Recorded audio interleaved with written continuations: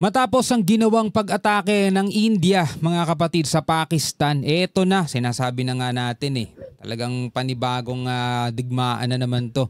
Pakistan tiniyak ang pagpapataw ng ganti sa atake ng India. Ibig sabihin, mga kapatid, talagang bakbakan na to, no?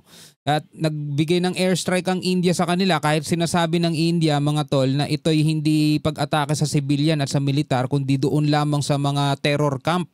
Wala daw silang dinamay na kahit na sinong civilian. Pero ayon sa report ng Pakistan, mga tol, meron daw mga civilian na nadamay. Kaya gaganti daw sila. Naku po, eto na mga kapatid. Panoorin natin itong balitang to mula rito sa Net25. Bago natin to simulan, huwag mong kalimutan mag-subscribe. Click mo na rin ang notification bell para ma-notify ka whenever na may mga bago tayong reaction videong tulad nito. Alright, so wag na natin patagalin pa. Panoorin na natin to, mga tol. Samantala, tiniyak naman ng Pakistan na sila ay gaganti sa ginawang pag-atake ng India. Naglunsad ng malawakang pag-atake ang India sa siyam na lugar sa Pakistan at Kashmir region. Ayon sa Pakistan military, na sa insidente ay ikinasawi ng halos 30 katao habang nasa 50 namang pataas ang sugatan. Yun 30 katao daw ang nasawi. Ayon sa report sa First Post ba yun o WION, ang sinasabi daw ng Pakistan, ito binabase ko lang to dun sa report nila, ito daw misinformation dahil wala naman daw silang pinatamaan ng mga civilian area. Kumbaga, ang ginawa daw nila ay focus and precise doon sa siyam na terror camps. Yun ang sabi ng India, mga tol. Pero syempre, iba ang sinasabi ng Pakistan. No, wala naman tayong pinapanigan sa kanila. Ang sa atin lang, mga kapatid, dagdag to, no, sa listahan ng mga bansa ngayon na naglalabanan sa ating panahon ngayon, this 2025. Mga kapatid, kasabayan ng mga sunod-sunod din na airstrike ng Israel naman sa Yemen. No, ngayon eto, nagbabala na at sinabi ng Pakistan o tiniyak ng Pakistan na sila ay magsasagawa ng hakbang upang gumanti sa ginawang pag-atake ng India sa kanilang mga teritoryo, no? Habang kasalukuyan nagsasagawa pa ng search and rescue operations ang mga otoridad. I have the details as far as ground operations are concerned that Pakistan has engaged the Indians troops at multiple locations of line of control. And we have successfully not only taken on them, neutralized them at multiple locations, and we have the visuals of a lot of damage that is coming across the line of control of their bunkers, of their posts, of their units and other locations. Because but the damage assessment, I think, is going to take some time. Magugulita ang kapwa inaangkin ng India at ng Pakistan ng Kashmir kung saan noong nakaraang buwan lamang ay pinagbabaril ng rebeldeng grupo mula sa Pakistan ang mga turistang India na nasa lugar. Yun yung dahilan, mga tol, kung bakit umatake ang India.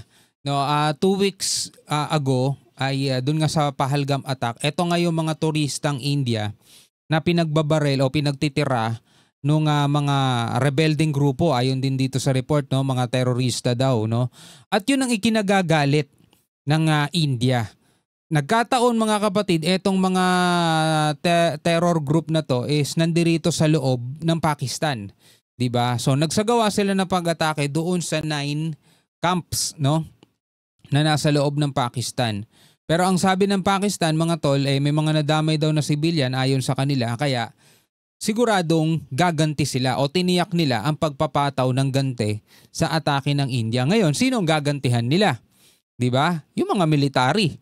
'Di ba? Ewan ko lang kung babawi sila sa mga civilian. Pero pag 'yun ang nangyari, mga tol, 'di ba? Kumbaga parang alam mo 'yun, ipinagtatanggol din nila Lumalabas, no? Pinagtatanggol din nila is yung mga terror na inatake ng India. Pero ang sabi naman kasi sa dating report, ginagawa lang palusot ng India yan na gaganti sila o magsasagawa sila ng attack dahil doon sa Pahalgam attack na yun. Palusot lang nila yun. Sabing ganun Pero hindi natin alam, mga kapatid, kung ano mangyayari sa mga susunod na panahon. Mukhang talaga magbabakbakan tong dalawang bansang to.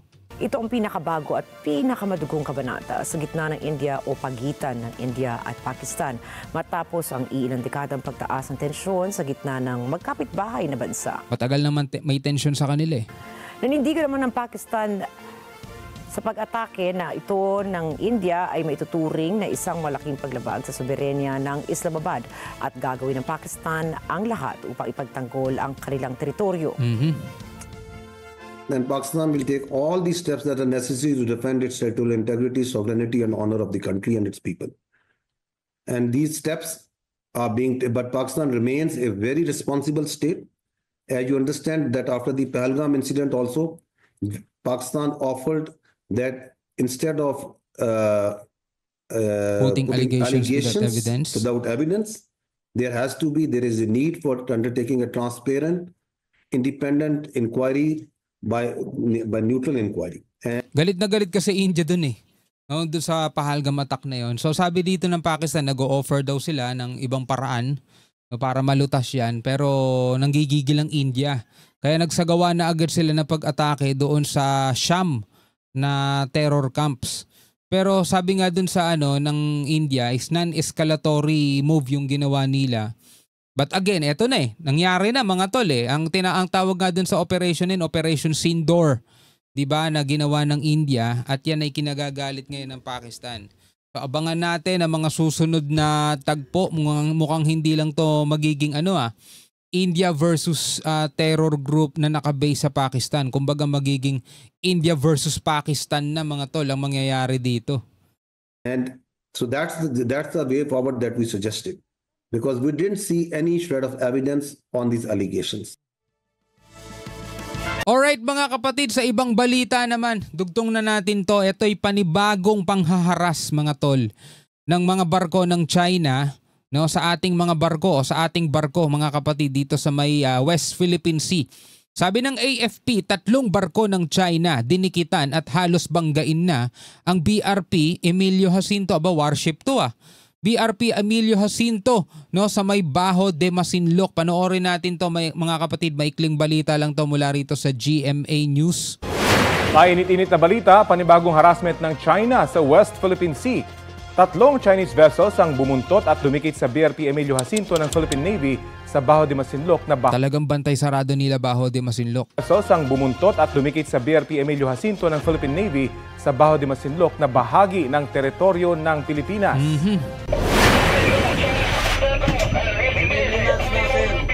Near Baho de Masinloc, courtesy Armed Forces of the Philippines. May 5, nangyari to May 5.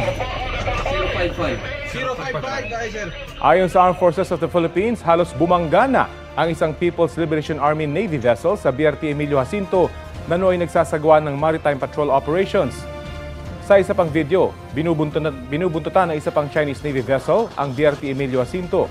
Sabi ng AFP, isang China Coast Guard vessel din ang sinubukang humarang sa dinaraanan ng barko ng Pilipinas. Alam mo, sa mga ganitong tagpo, isa lang ang nakikita natin dito Masyadong maliit ang tingin sa atin ng China. Kasi warship na to mga tol, hindi na to basta-basta Coast Guard o kaya ay BFAR o kaya mga ngisda. Warship na tong hinaharas nila mga tol, barkong pandigma ng Pilipinas.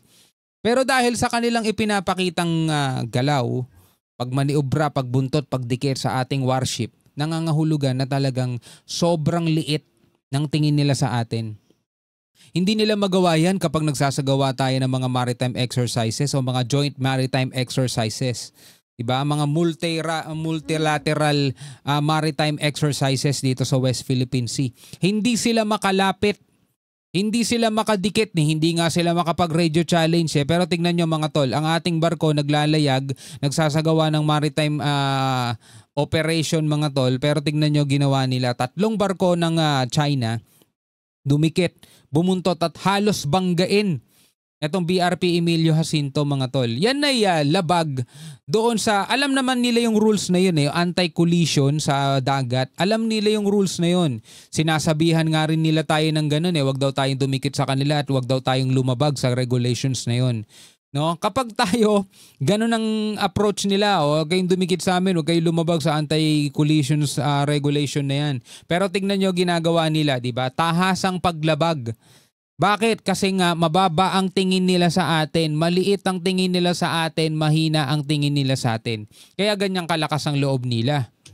Ang naturang insidente, paglabag daw sa International Regulations for Preventing Collisions at Sea o COLREGS. Wala pang pahayag ang China kaugnay sa insidente pero dati na nilang iginigini na sila ang may karapatan daw sa Baho de Masinloc. Wala pang pahayag ang China pero alam naman natin kung ano sasabihin nila. Sasabihin nila illegal na pumasok ang barkong pandigma ng Pilipinas sa kanilang teritoryo na walang paalam. Diba? Napakaangas naman nila para dikitan agad at ganyanin tayo mga tol. Samantalang ilang beses na silang pumapasok sa archipelagic waters natin. Diba? O baka kasi ganun lang din talaga kahina ang Pilipinas. Ano sa tingin ninyo? Well, comment na lamang kayo sa ibaba. Hanggang sa muli. Ako nga pala si Shobal D. Peace out.